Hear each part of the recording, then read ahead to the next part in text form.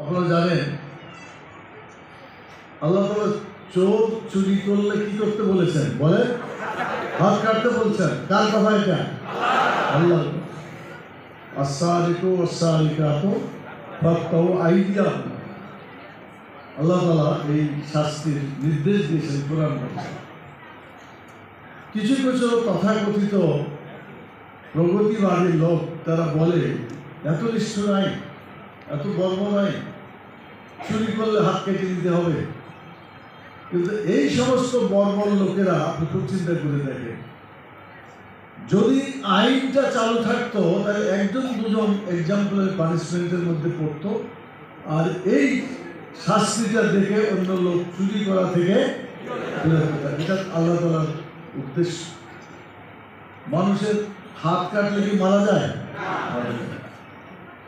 হাত কাটলে সে তার হাত কাটা হাত নিয়ে সমাজে চলাফেরা করবে, মানুষ দেখবে যে চুরি করলে এরকম হাত কাটা পড়ে, তাহলে অন্য লোকের আর চুরি করার ইচ্ছা হবে? তখন পর্যন্ত সমাজ ভালো হতে পারে। আল্লাহ তাআলা মানুষকে ভালো করার জন্য আইন কানুন দিয়েছে। মানুষকে খুন করলে খুনের বদলে তাকে খুন করতে হবে, ইসলামের নির্দেশ। আলাকুম ফিল কিসাস হায়াতুন, কোরআন মাজিদে বলা হয়েছে কিসাস। কিসাস মানে হচ্ছে কেউ যদি অন্যায়ভাবে কাউকে হত্যা করে তাহলে যে হত্যা করলো তার বেঁচে থাকার আর কোনো অধিকার নাই।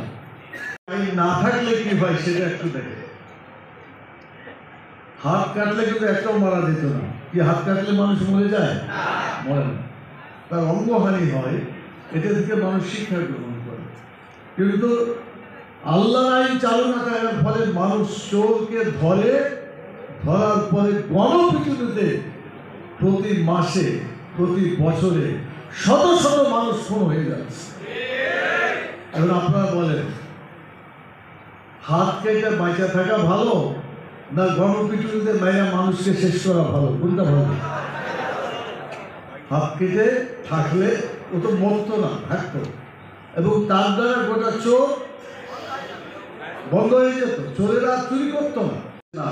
গোটা বাংলাদেশের জনগণের উদ্দেশ্যে আমি বলতে চাই, শুধু বাংলাদেশের জনগণ নয়, এই পৃথিবীতে যারা বেঁচে আছেন, আজকে যারা অনলাইনের মাধ্যমে যারা আমাদের এই কথাগুলো শুনতে পারে, সকলের কাছে আমাদের আবেদন থাকলো যে আমরা শুধু এই দুনিয়ার সংক্ষিপ্ত জীবনের কল্যাণ চিন্তা করে বসে থাকলে হবে না, আমাদের দায়িত্ব পালন হবে না।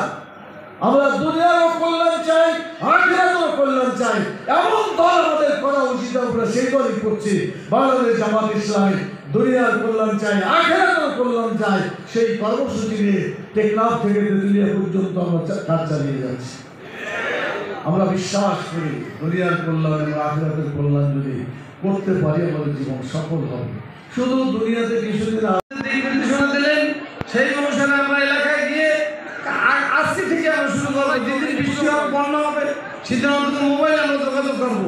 প্রত্যেক দিন থাকবে আমাদের জনসংযোগ, তাহলে আমরা কামিয়াব হতে পারবো। আমাদের মাঠ উর্বর, আপনারা চাষ করেন, ফসল পাওয়া যাবে। আমাদের গঠনতন্ত্র, সংগঠন পদ্ধতি অথবা সম্মানিত ভাইয়ের আমার, এ পর্যায়ে আমরা সালাতুল আসরের আর বাকি সবাই হবে কি জনসংখ্যা, ওখানকার নাগরিক। এই জন্য এটাকে বলা অত্যন্ত গুরুত্বপূর্ণ একটি বিষয় আলোচনা করলেন আমাদের একান্ত প্রিয় ভাই। পারবেন অবশ্যই এটাতে আমাদের বক্তব্য হচ্ছে কেন্দ্রীয় জামাতের বক্তব্য না, কিন্তু সেন্টার ভিত্তিক যখন আমরা একটা কিছু করবো